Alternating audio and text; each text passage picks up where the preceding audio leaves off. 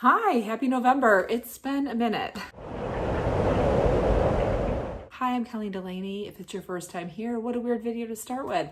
It is a beautiful, gloomy, rainy, not terribly chilly November day. We've had crazy windstorms the last couple days here, so there are no leaves left on our trees. There's a lot of wet ones on the ground right now. My zinnias are completely dead and terrifying looking, and one of these days I'm going to have to rip them out. And I would say we are definitely over the hump of mid-autumn and late autumn has begun. I have not been on YouTube, and this is also going to serve as a little bit of an announcement. I am going to not be on YouTube as frequently as I was before, and that is for a couple different reasons. The first being that I really want to start writing more. So I have the Witches of Star Island series that I'm still working on. I have the Wolves of Leuven series that I'm still working on. And I have some shiny new ideas that I would really, really like to spend some serious time developing. And as I was going through all of my things I do in my life, YouTube is one of the things that I treat it almost like a part-time job, but it should really be treated as a hobby. And so I'm not going to completely give up YouTube, but I am going to go back to treating it like a hobby, which means you aren't going to get a weekly video from me anymore. It'll be more just like videos when I feel like it, when I feel like I can pop in and do a quick video. They'll probably also be a little bit shorter because editing does take quite a bit of time. But I did want to come today because I have some very exciting writing related news. And then I thought after I do my writing related news, I'll just give you a really quick look at what I read in October, not a traditional like long review of each book, but more of just like a quick read this book, this is what I thought of. So let's start with the exciting writing news. And that is that yesterday, which was Sunday, we got a giant package on our front step. And my son was sitting out there and I was like, is that for Dad or me? And he said, it's for you. And I'm like, I haven't ordered anything in a long time. I try not to order a lot of stuff this time of year. I haven't started ordering birthday and Christmas presents for my kids.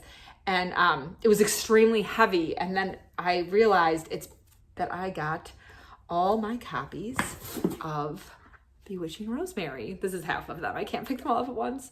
And I am over the moon excited about this book. First of all, I'm obsessed with the cover. Sorry, the glare is bad. As I said, it's a very, very gloomy day. So I've got some not natural lighting going on in here.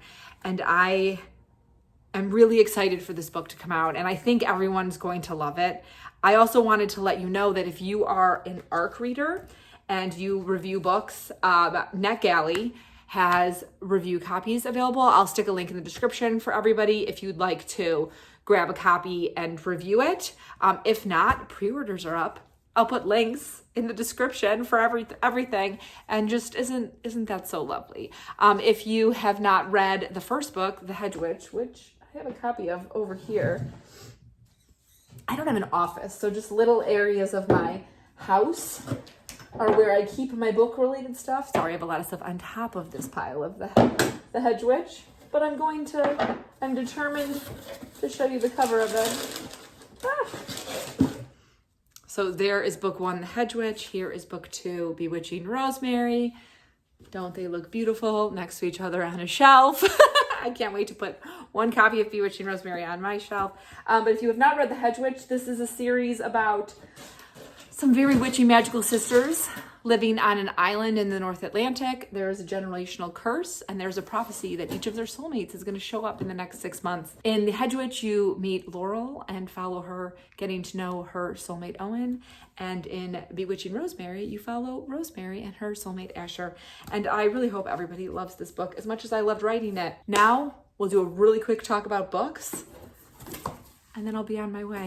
I read 7 books in October, and I had a couple slumpy moments. And honestly, when I look at the books I read, a lot of them, not all of them, but I had several kind of slower reads that I wasn't really expecting, which did kind of bring me down in the middle of the month. But the beginning of the month and the end of the month were pretty quick reads.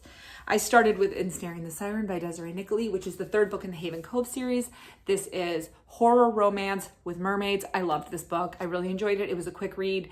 If you like your romance with like a touch of violence, you'll probably really enjoy this one. Next, I read 28 Summers by Ellen Hilderman. I read this for my book club, which is a non-romance book club, and I thought it was fine. It was my second to least favorite Ellen Hilderman I've ever read. I had a little bit of trouble with the plot that we're supposed to be cheering for this couple that are having this very long affair, and also with the ideas of what was keeping them apart, so that made me a little less into it. Next, I read The Witch of Wild Things by Raquel Vasquez-Gilliand. I enjoyed this book. I would say this felt a little bit more like a great witchy spring read than a witchy fall read. The only thing that got to me there's a lot of mushroom discussion. And I think mushrooms are cute. Illustrated mushrooms are cute. But I had a horrible dream when I was like 15 years old that like mushrooms were growing all out of my body. And so I kind of have a hard time when people go in like deep description of mushrooms in books. That is not to say anybody else wouldn't find this absolutely charming. Then I read Just Another Missing Person by Gillian McAllister, and I was pretty let down with this. I was kind of like, after these two, I was like, I want to read a book I'm going to fly through, because I definitely took a little bit of a longer time to read those. And so I was like, oh, I'll read a thriller. And it just didn't fly.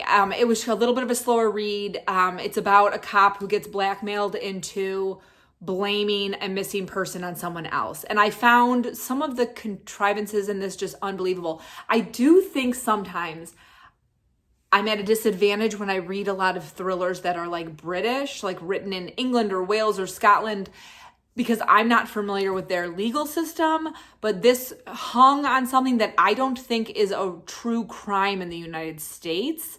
If you've read this, we can discuss further. I don't want to give any plot lines away, but and I really thought the ending came out of left field. So I was a little bummed that this didn't just like, sometimes you just need a thriller. It's gonna like pop you out of a book funk, and this just didn't do the trick. It did put me further into the book funk. Next, I read The Witches of New York by Amy McKay, which I loved, but was a very medium-paced, very long historical fiction piece about women who are witches living in New York in the late 1800s. I really enjoyed this, and the writing was beautiful, and I actually, at the beginning, highlighted a lot of lines that I just adored. And I did stop after about like 50 pages because it was just getting too much to try to highlight. But if I ever sell this book, it'll have, some highlights in it for you.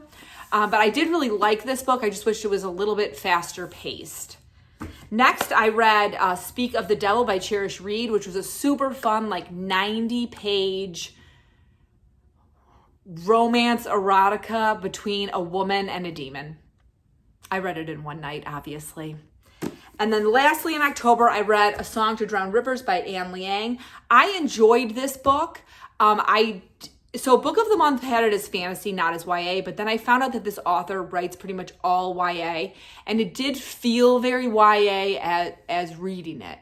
It's about a woman who's extremely beautiful, and she's young. She's probably like a late teen, and she gets recruited to basically seduce the king of their enemy country and bring down their country through her control of him.